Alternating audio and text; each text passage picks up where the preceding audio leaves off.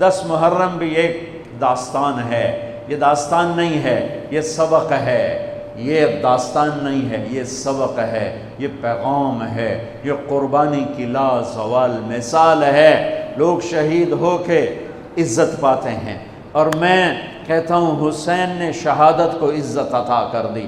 لوگ شہید ہو کر عزت کا تاج سر پہ سجاتے ہیں، لیکن حسین نے شہید ہو کر شہادت کے سر پہ عزت کا تاج سجا دیا۔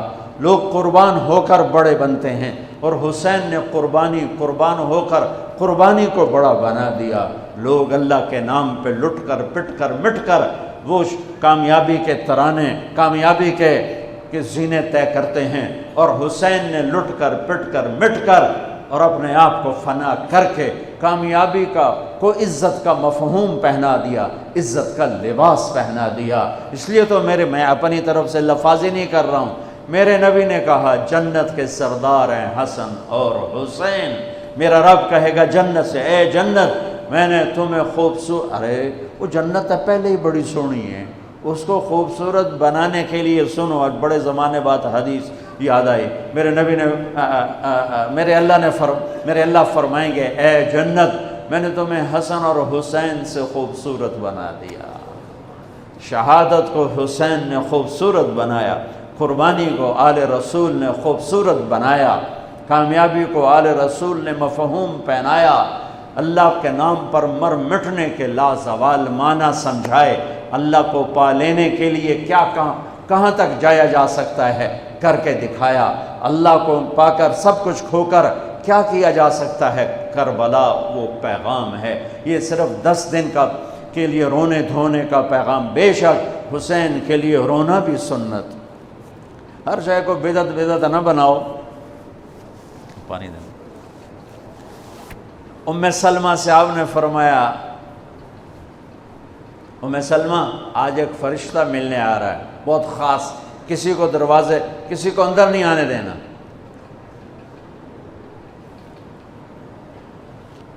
حضرت ام سلمہ پیرے پہ کھڑی ہو گئی، تھوڑی دیر میں حسین آ گئے، چھوٹے بچے معصوم ابھی، اندر جانے لگے، انہوں نے روک دیا، وہ رونے لگے، وہ روئے تو انہوں نے چھوڑ دیا۔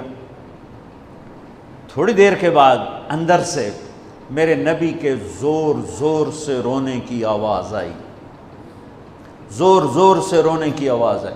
ام سلمہ رہ نہ سکی، بھاگ کے اندر گئیں، تو آپ نے کیا دیکھا؟ آپ نے حسین کو یوں سینے سے چمٹایا ہوا تھا اور ایسے ہل ہل کے رو رہے تھے، ایسے بلک بلک سسک سسک کے رو رہے تھے، اور آپ کے آنسو آپ کے رخسار اور داڑھی پر اتر کر رہے تھے، اور آپ نے یوں بھینچا ہوا، ایسے دبایا ہوا تھا۔ تو حضرت ام سلمہ نے کہا میرے ماں باپ قربان یا رسول اللہ، کیا ہوا؟ آپ ایسے تڑپ کے کیوں رو رہے ہیں؟ تو آپ نے روتی آواز میں کہا، بہتے آنسوؤں کے ساتھ، کپ کپاتے بدن کے ساتھ، کہ ام سلمہ یہ فرشتہ جو مجھے ملنے آیا تھا یہ میرے بچے کو دیکھ کر کہہ رہا ہے کہ آپ کی امت اس بچے کو قتل کر دے گی، اور جہاں اس کا خون گرے گا وہ مٹی مجھے دکھائی ہے اس نے، کہ میں اس لیے اس پہ رو رہا ہوں۔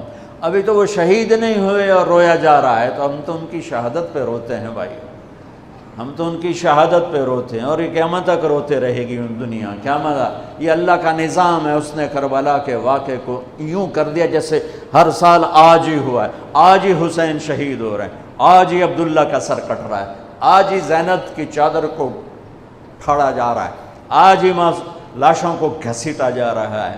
وہ میں حیران ہوتا ہوں، ٹیپو سلطان سرنگا پٹم میں شہید ہوئے، دشمن کون انگریز کون کافر،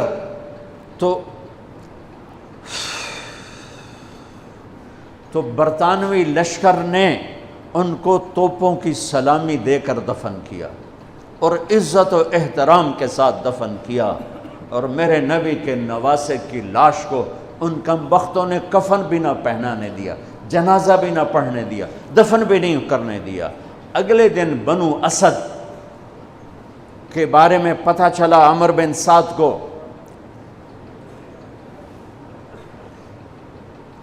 تو راتوں کہ وہ ان کو دفنانے والے ہیں، تو راتوں رات ان کو بغیر جنازوں کے مٹی میں دبا دیا اور اوپر پانی چھوڑ دیا کہ کوئی پتہ ہی نہ چلے حسین کی لاش۔ بنو اسد کا بوڑھا آیا، اگلے جب پانی خشک ہو گیا وہ آیا اور اس نے مٹی اٹھا اٹھا کے سونگنا شروع کی۔ سبحان اللہ، سونگ رہا ہے، سونگ رہا ہے، سونگ رہا ہے۔ ایک جگہ کی مٹی اٹھا کے سونگا تو اس میں جنت کی خوشبو تھی، تو تڑپ کے بولا یہ میرے نبی کے نواسے کی قبر ہے، یہ میرے نبی کے نواسے کی مٹی ہے، کہ وہ جنت کے سردار تھے تو قبر بھی جنت کی خوشبو پھیلا رہی ہے اس کی۔ حالانکہ بن دیکھی بات ہے، کیونکہ انہوں نے راتوں رات ان کو دبا دیا کہ ان کا جنازہ بھی نہ ہو، لعنت ہو ان کی قبروں پر، ان کی ہڈیوں پر، ان کی روحوں پر، ان کی مٹی پر، ان کی خاک پر۔ سمجھ میں نہیں آتا، نبی کے گھر کے کتے کی بھی ہم تو عزت کریں گے اگر آج ہمیں پتہ چلے یہ نبی کے گھر کا کتا ہے۔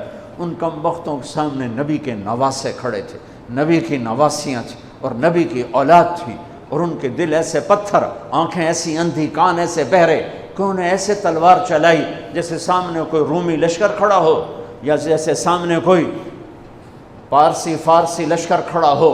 اتنے عظیم ہستیاں، میں کہاں سے بیان کروں،